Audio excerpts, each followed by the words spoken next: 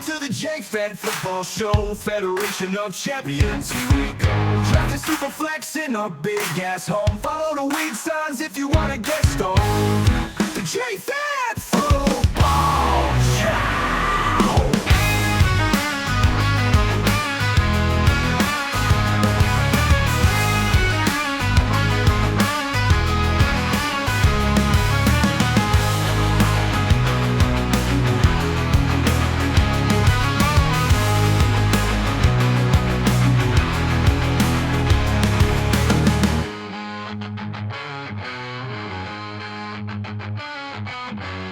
Welcome to the J-Fed Football Show, Federation of Champions, here we go. Draft a super flex in our big ass home. Follow the weed signs if you wanna get stoned. The J-Fed!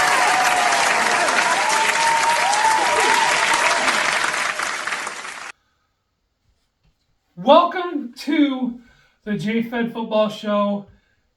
I'm your host, Jeff Fetters, and I'm here to talk about how much I fucking hate fantasy football. Seriously. But before I get to that, let's go ahead and talk about the bullet points. Number 1,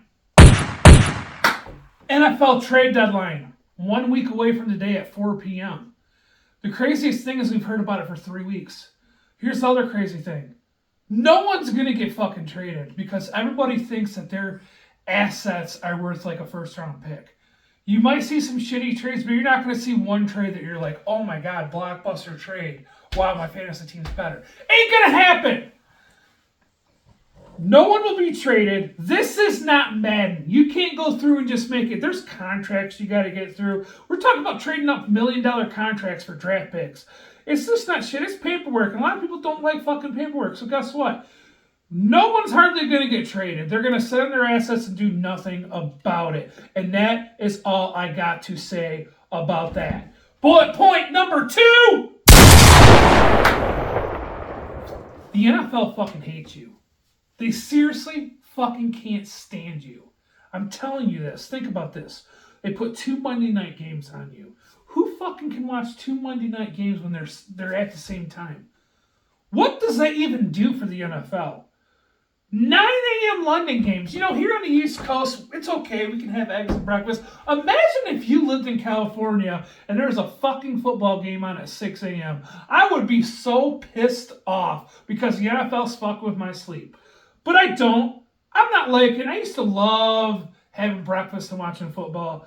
This shit's overplayed. We got 2 more international games left. I could care less if we ever go international again. I'm so sick of it.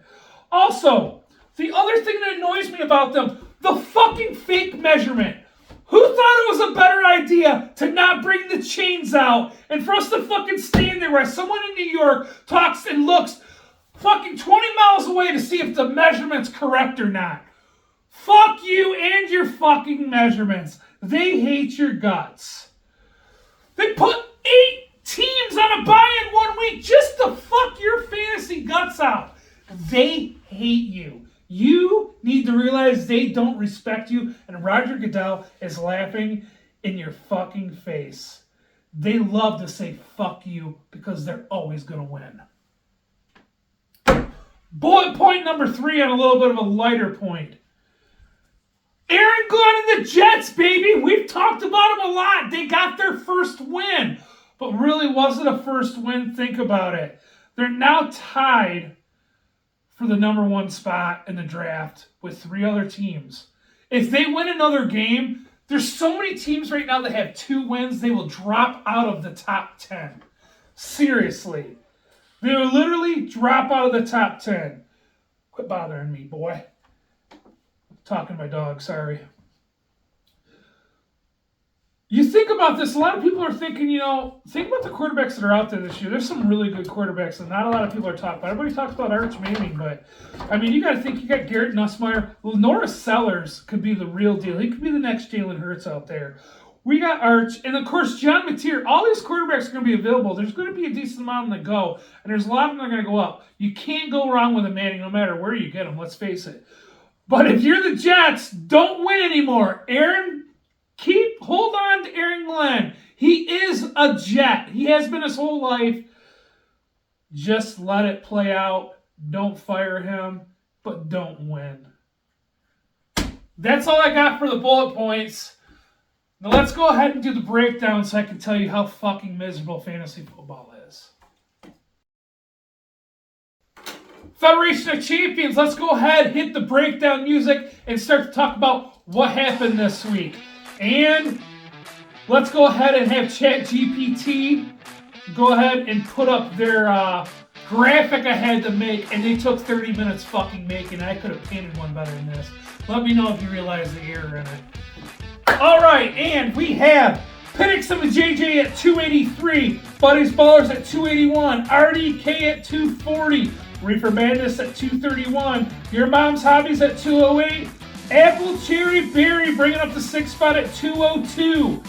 You're going to go back 23 fucking points to go back to the people behind that, and then you got me, the fucking dumpster fire at 179. Colt 45's at 174, shaking down again at 168. Big TDs at 165. You have the Washington Commanders at 162, and Teddy Shakers bringing up 144. All right, so I got some awards to give out. I mixed them up a little bit this week. First award, the Pimp Slap Award. That goes to the team that got pimp slapped around because they thought they were something, and all of a sudden it came crashing back to reality. That would be the Colt 45s. He was making his comeback, but reality hit him right in the face. Boom! Goes ahead and takes 3 losses this week. Looks just as ordinary as he does before, but nobody's out of it yet, technically. The Golden Shaft Award, we're going to give it to our imaginary friend, Buddies Ballers. Has a huge week, puts up 281, but still loses to Penix and the JJ. He loses to a team where both the quarterbacks... I hit the fucking button in the middle of it. Unbelievable. As I was saying, Penix and the JJ puts up 283, knocks off Buddies Ballers at 281. They get the Golden Shaft Award for the week. The next award, it's called the NyQuil Award, because the shit puts your ass to sleep. And that was the big game between Big TDs and Titty Shakers, putting up a combined 300 points all together. What a whopping game. It looked like we were playing some ESPN, no bonus point style, no PPR fantasy leagues. This is 2 teams that have combined for 30 wins this year, and they're barely putting up 300 points. I have 6 wins. 6! If you double it, I have 12. Fucking goddamn it. That's what I say about that. All right, that's all I got for this week. I do have the caboose of the week, so let's go ahead and...